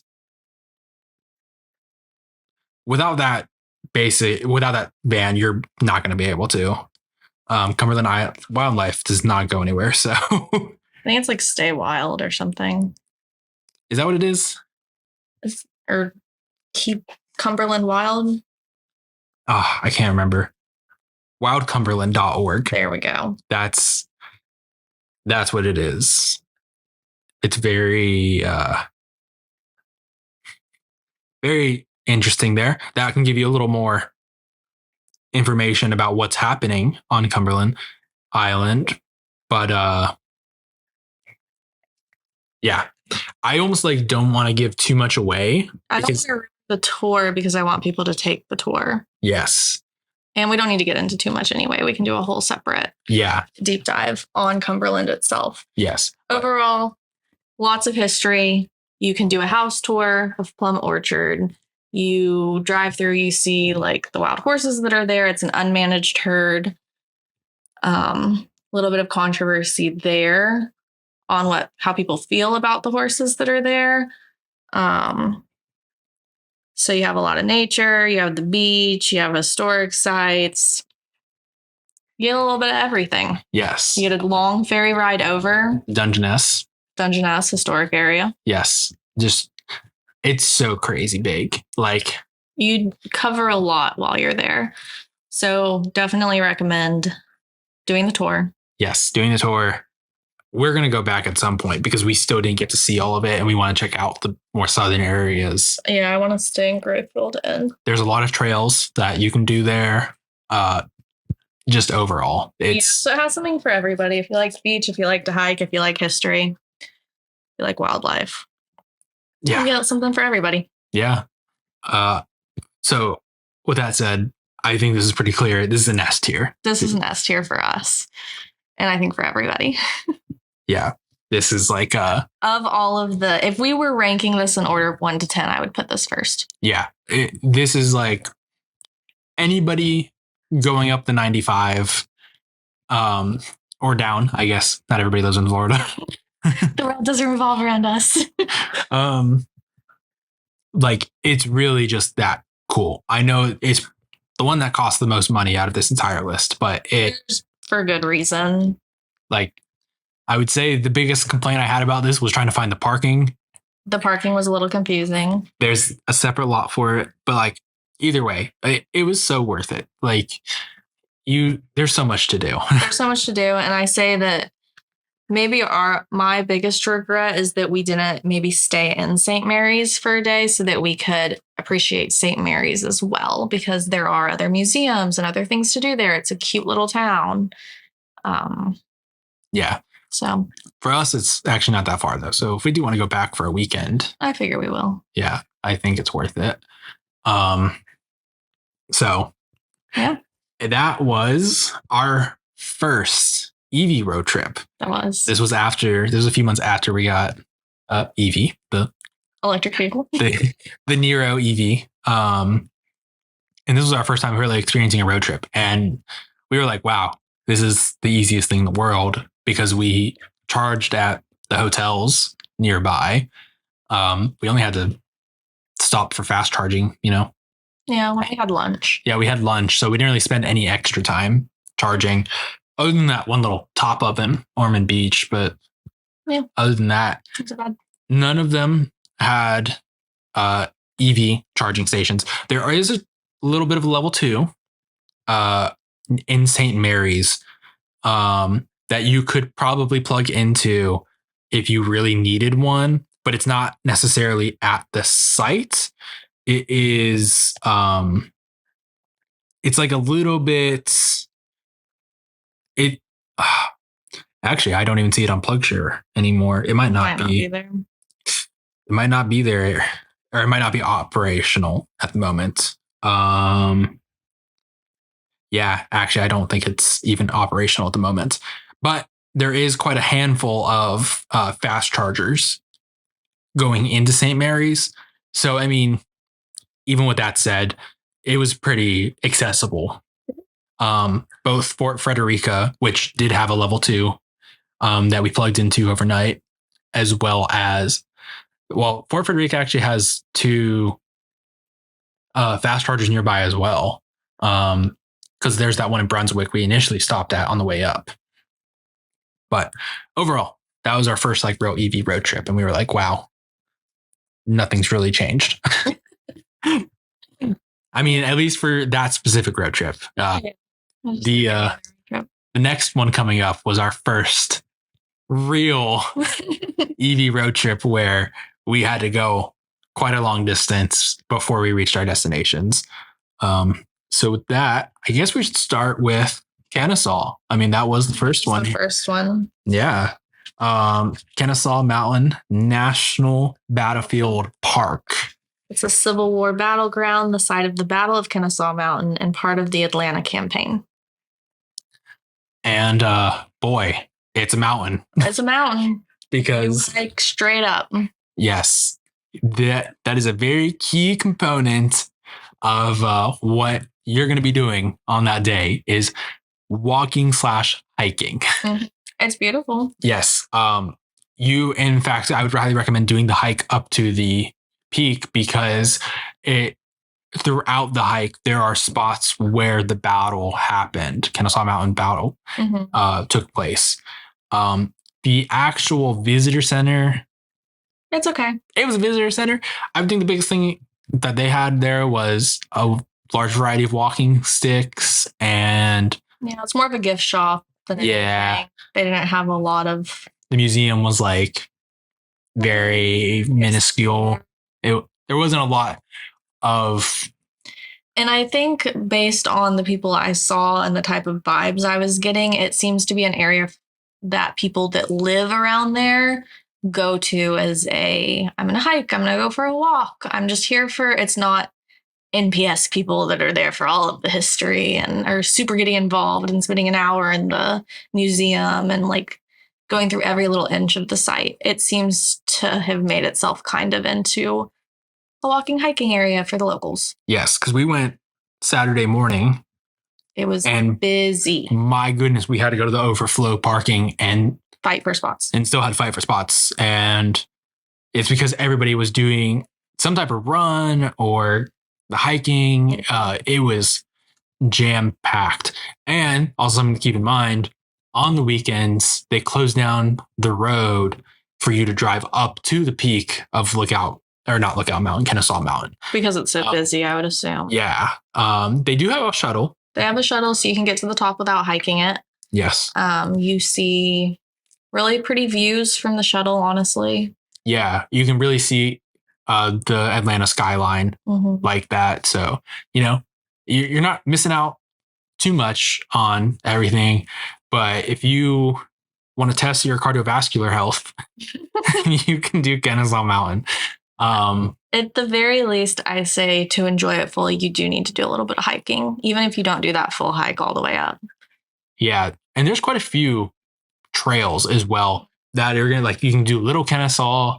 There was another one that took you across the street instead of over to Kennesaw. So it's actually a pretty large area comparative to how small of a space it may look. Yeah. It's pretty big. Sorry. I was just going to say I can't think of, you know what? The museum actually was, I was thinking of Lookout Mountain in Tennessee. That one did not have a well thought out.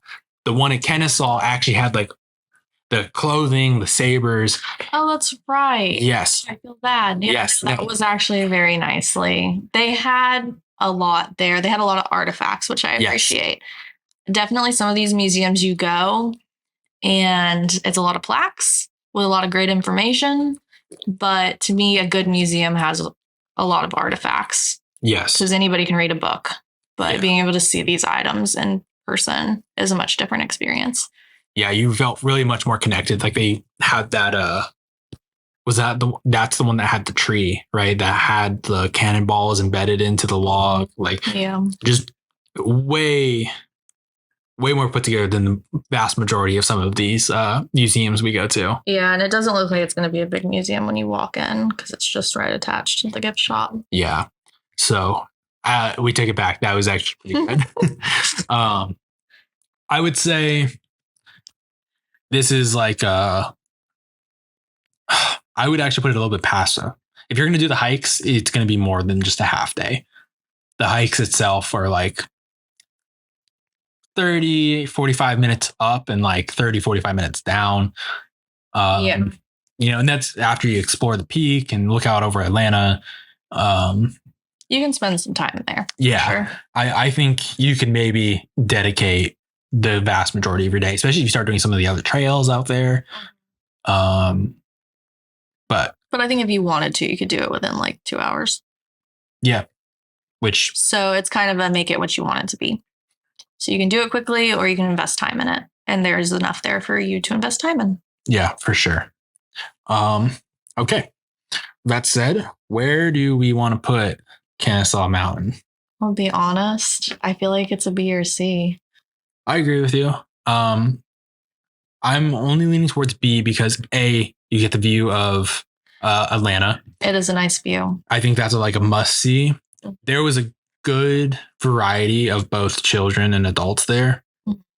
But I would say my biggest thing, and the reason why I kind of almost agree with you on it being a C, is because it's a little bit more local oriented. It felt like this is a spot where your everyday person in Marietta is going to drive to, and you're going to have to fight them to go do anything, to go see anything. But I'm going to give it a B because of the museum. The museum. And I think as much as it attracts a lot of locals, that's not a bad thing. No. Having people that are supporting the park system and enjoying the park system on a weekly, daily basis. There could be people that are jogging there every day. Their cardiovascular health must be impeccable. Yes. They're doing that constantly. They're much better than ours. Much better. So I could see it being a B. I think it has a nice mix. Yes. It's now friendly to everybody. And yeah. I do think part of the appeal and or part of the reason why I would maybe push it down a little bit to a C. I'm playing devil's advocate here. I think I'm going to put it in a B, but I just want to let it be known that I do believe you do have to pay for this. If I remember correctly, we had to put you have to put your park pass on your dash. Yes. Or you have to pay to park. I do not know if parking is a set fee or an hourly fee because we used our park pass since we have the America the Beautiful pass. If it is, I mean, with that said, I don't know if I would want to pay to go there in that sense. I mean, it's $5 for the standard flat. That's not bad. Yeah. And it's automated, so you don't have to really like wait in line per se. With that said, I don't know if I want to pay $5 to go there. Now, we went in September. Or no, sorry. August 31st. August 31st. It was essentially September. Yes. Essentially September. I don't think we said what days we went to Cumberland and Fort Frederica. We'll knock it out in the... Yes. It was July 6th for Fort Frederica and July 7th for Cumberland Island. Mm-hmm. And this was August 31st. So we didn't get to see the leaves changing. So that may have been... That would be a draw. I think that could be a big draw during that time of year. It was also very hot. It was pretty miserable heat-wise. It wasn't like the worst in the world, but it certainly wasn't pleasant. Yeah. All right, Chattahoochee River National Recreation River. So this is 48 miles of the river total that have been protected. And that's about all I got for you. Okay. Chattahoochee River. We will say this. We maybe didn't give it enough time that it maybe deserves. I think that in order to enjoy it, you have to do the water portion. Yes. You need to kayak, you need to go tubing, you need to get in the water and enjoy the river. I mean, it is the Chattahoochee River National Recreation Area.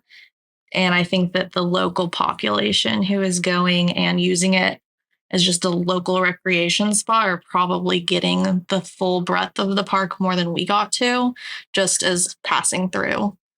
Yeah, I am right there with you. So we went to Hewlett Lodge, which is like their little introductory. They bought the lodge off of some guy a while ago. Yeah, it was previously an area that people were vacationing at. Yeah. So, I mean, it's cool that they're protecting it, but I mean, to go out of your way to then go down a river, it's not, it's really hard to justify it in the sense of, did we really experience it? No. Do I feel like I need to experience it? Nah. I've been down plenty of rivers. Yeah. I mean, the Chattahoochee River I know has some significance, as a lot of rivers do. Yeah. I mean, you build around a river, you use that river to transport stuff. It's still a key piece of, borderline infrastructure. Yeah. So it is important. And it's a pretty river. It's a huge river. Not like a little tiny, minuscule pond stream thing. It's an actual big, hefty river. And I want to say it ends in a dam, right? Because you have to be careful and you do have to pay attention to when they're letting out the dam because it can quickly affect water levels, which freaks me out. Yes. So I might be passing on getting in a kayak and going down that river for that reason, but I did enjoy it from the sidelines. There were lots of, what were there? Geese, ducks? Yeah, geese. They're very cute. They're very talkative. I will say, take this with a grain of salt.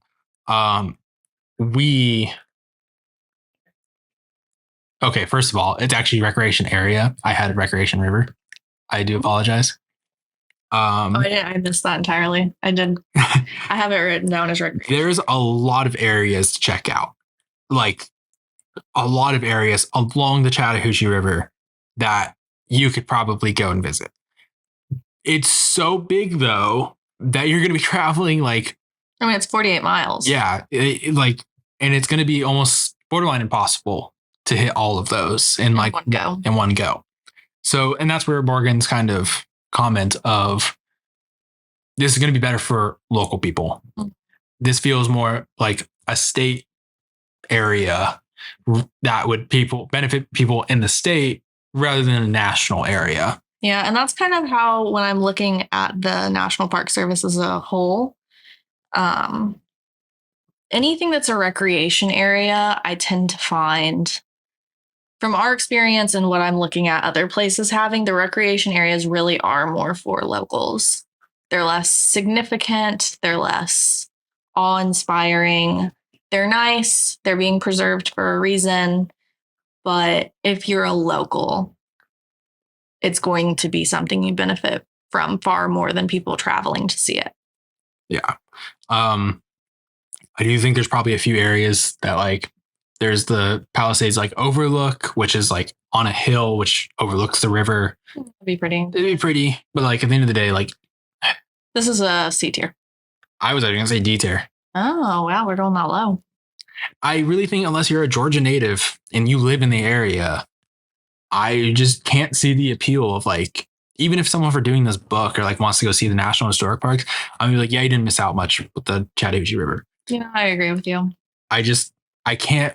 And I keep justifying it from a local's perspective, but to me, that's what state parks are for. Yes. And that's kind of where I'm going with this. Because we have a lot of state parks here that I really like, but I wouldn't recommend anybody come here to see them. Yeah. Like, sure. You know, there's like Blue Springs over in DeLand / the Barry area, which is closer to Daytona for those people in Florida.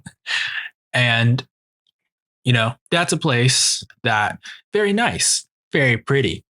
If you were in the area and you're a Florida native, absolutely go see it. But no, you're not going to go out of your way. It's not like Weeki Wachee where you can go like see the manatees, right? Like you're going to kayak and like swim with them, like over in Weeki Wachee near Tampa. Yeah, which is a little more significant state park wise. Yeah. So, I mean, I can't justify really anything about it. Yeah. Also, you have to pay.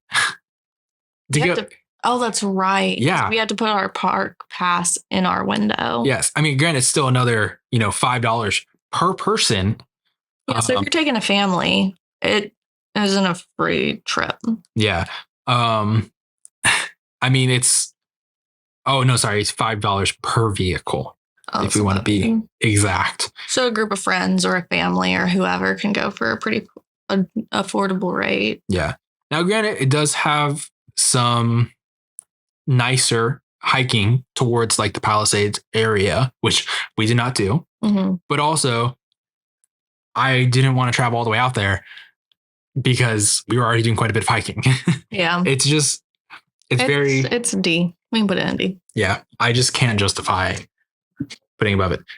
It's literally so pretty to look at, but that's about it. It is very pretty. I did enjoy standing there looking at it and looking at the geese floating through the water, and it is pretty. Yeah. I could see the appeal of kayaking through it. If you have a free day and you're an outdoorsy person in Atlanta / Marietta, by all means. Definitely a spot to go see in that. Definitely a place to go check out, but don't travel from out of state to see it or go out of your way unless you're trying to complete this book like us, because we will go to everything in this book because we want to see all of it. Yes. Yeah, that's literally like, unless you are literally trying to go to every single national park site, I just can't justify the Chattahoochee River outside of that. Yeah. That one. All right. And then Chickamauga National Military Park. Just before Morgan gets started on this, we're just going to be focusing on Chickamauga for this. This is not going to be the Chattanooga portion. We will save the Chattanooga portion for Tennessee. Because it does fall across the state line there. Yes. This is the oldest and largest military park in the U.S. It's the first one. I think it's also pretty significant because it's one of the very few Confederacy victories in the sense of there's not many of them. Yeah. So it is a little important if you want to like learn a little bit more about the Confederacy strategies that they used against the Union. And like Morgan said, it's the first one. This is the first national military park that they ever introduced to the NPS. even before Gettysburg. Found that out through through the park ranger there. Yeah. So very informational. They have a very interesting old single shot like musket gun collection there. It is a very complete collection. Yes. To my knowledge, it is very complete. I can't imagine there being more of those in one room. Yes, there are rows upon rows of just rifles. Yeah, it was impressive. It was very interesting seeing the variety of those. Yes. And like when they were used and like who created them. This is a national one, by the way. This is not just like an international one. Like it wasn't just American based rifles. Like they had everything. I think they had a few French ones in there. But yeah, just very, very thorough.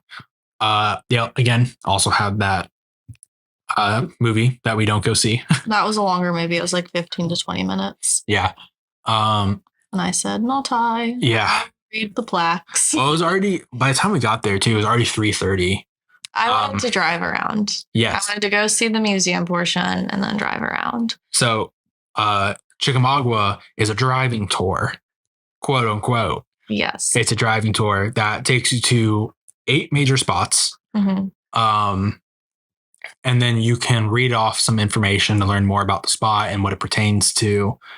And I don't think that driving tour does nearly a good enough job to explain how vast and how many monuments are on this site. It is the most monuments I've seen in one location anywhere. It feels like I'm going through a statue park. There are monuments everywhere, towards specific divisions, specific people in those divisions. Like there's more like monuments towards certain battle, like certain states. Like there are so many monuments in this place that even with doing the driving tour, I was like, I don't think I know enough about this place. And like, yeah. And like the significance of what happened here. I appreciated how they had it laid out. But again, I felt the same way, that I wasn't really. And that could have just been us. We had a very long vacation. It was the last thing we did. A lot of this comes down to the timing of when you go to these sites on your trip. Like if you're fresh at the beginning of the trip and, sometimes at the end of a trip, I'm not comprehending anything. Yeah. So we did Lookout Mountain and the Tennessee portion before this. And I mean, we were already kind of on a time crunch there. Because we had to drive all the way home. Yeah. Because then after Chickamauga, we had to drive, back to Florida at that point. So take that with a grain of salt from our perspective. But it is a lot of statues. I think it's great if you're a history buff. It's great if you're a person who's really into military war history, stuff like that. If that's not me. Yeah. So if you are a Civil War buff specifically, I would say, because I think they do have a campsite there, right? They have a campsite. They do ranger talks and stuff there. We just weren't lined up to be able to go do one. Okay. Because I think I remember, I can't remember. I could have swore there was the ability to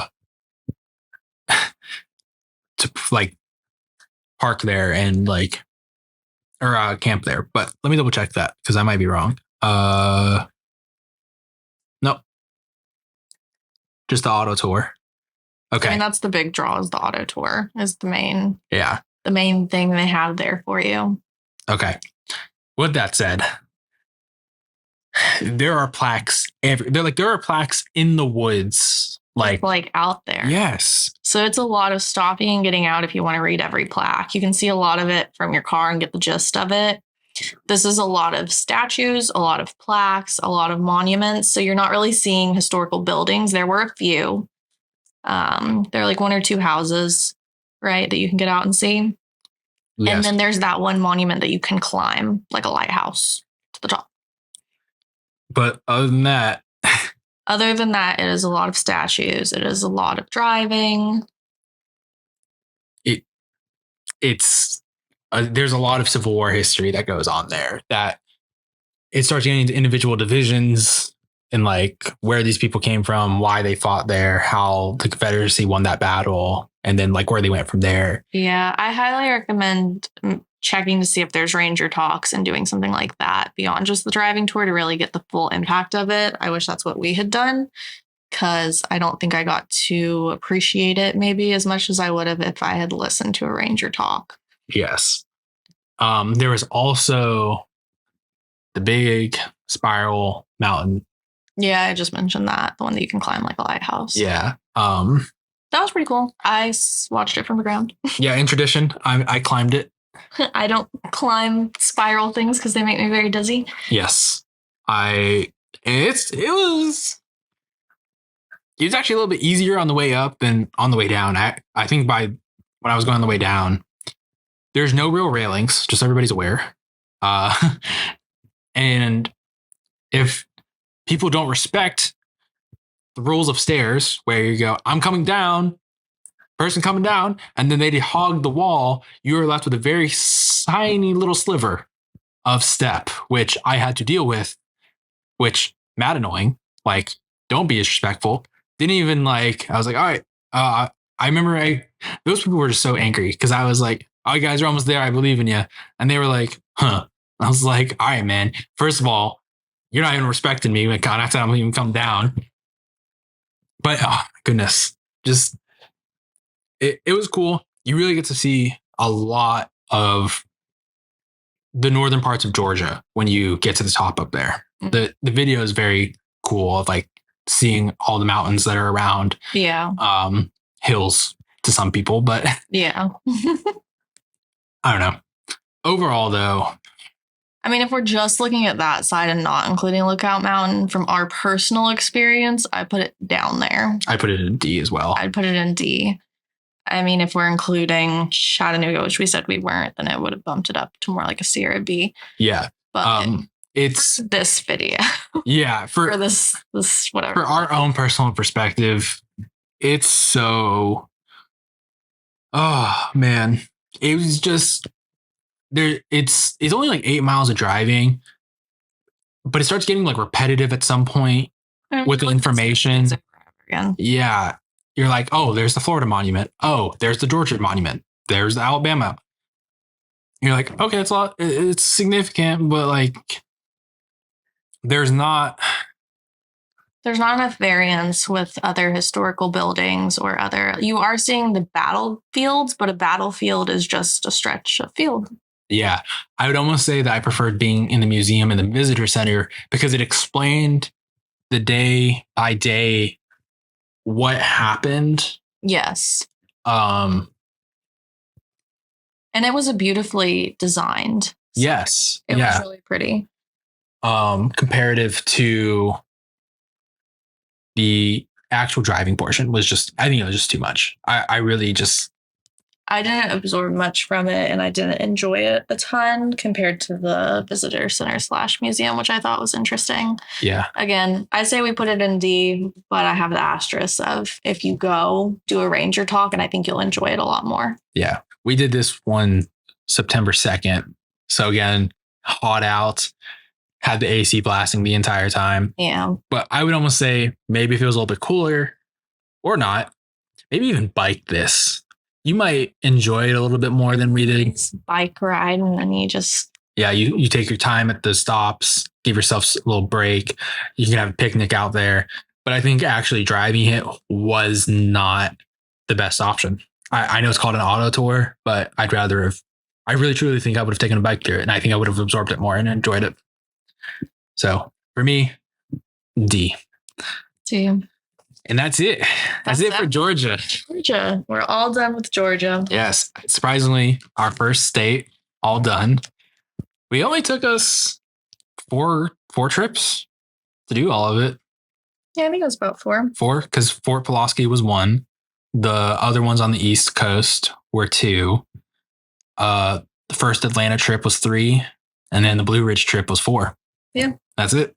So they're very clustered. So you can do it in a few trips like we did. Yeah. Pretty comfortably. And we did other stuff on these trips. So you can make it a trip where you're doing stuff that's not NPS related, or you can do it as just an NPS trip.